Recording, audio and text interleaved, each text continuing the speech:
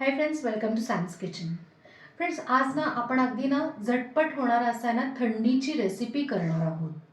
आता थंडीमध्ये बाजरीचं पदार्थ खावा किंवा बाजरीची भाकरी खावी असं म्हणतात. अगदी बरोबर आहे, कारण आपल्या शरीराला बाजरी उष्णता देते.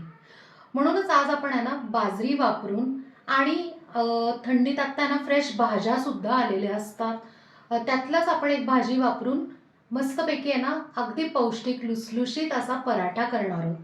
तर आज आपण करत आहोत बाजरी आणि मेथीचा खमंग असा पराठा. 3, 2,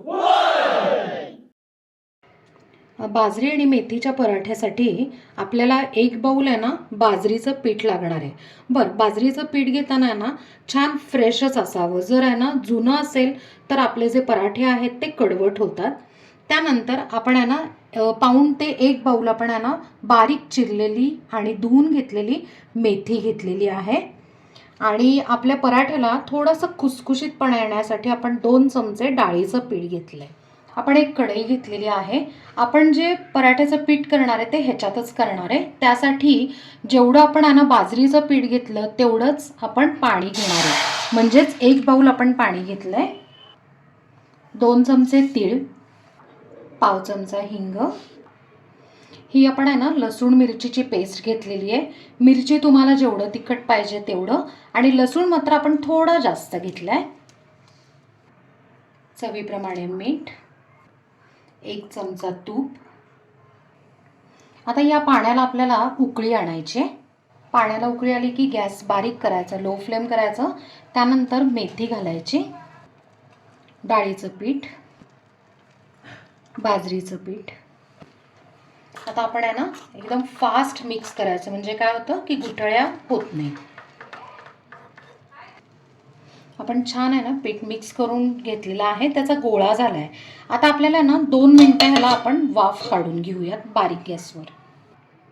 2 मिनटं झालेली आहे, वाफ आलेली आहे. आता झाकण न उघडता आपण काय करायचं, गॅस बंद करायचा आणि 15 ते 20 मिनटं असंच ठेवायचं आणि मिश्रण कोमट करून घ्यायचं आहे. पराठ्याचं पीठ आपलं अगदी कोमट झालेलं आहे. आता छानपैकी मळून घेऊया. जर तुम्हाला खूप चिकट वाटलं हाताला तर तुम्ही थोडासा पाण्याचा हात लावू शकता.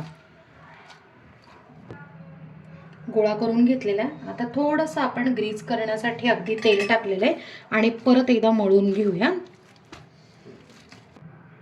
पीठ मळून झालेलं आहे. आता आपण पराठे लाटायला घेऊया. इथे पराठा लाटण्यासाठी आपण सुकं बाजरीचं पीठ घेतलेलं आहे. तुम्हाला हवे असेल तर तुम्ही कणिक सुद्धा घेऊ शकता, म्हणजे गव्हाचं पीठ. आता हा जो गोळा आहे त्यातनं आपण बुडवून घेऊयात आणि लाटायला घेऊयात. आता आपण पराठा लाटून घेऊया.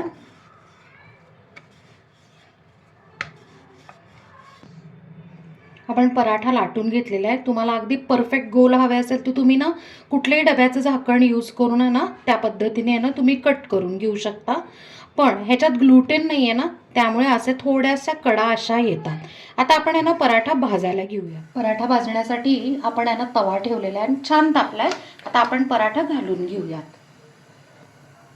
1-2 मिनटं अजिबात त्याला हलवायचं नाहीये, कारण काय होतं की थोडासा शेकला की म्हणजे मस्तपैकी असा मऊ राहतो म्हणून 2 मिनटं अजिबात त्याला हलवायचं नाही. 1-2 मिनटं झाली की आपण पराठा उलटून घेऊया. आता तुम्ही बघू शकता की थोडेसे असे पांढरे डाग पडलेत. आता काय करायचं की थोडंसं त्याच्यावर तेल घालायचं. तुम्हाला तेल नको असेल तर तुम्ही तूप लावून भाजलं तरी चालू शकतं.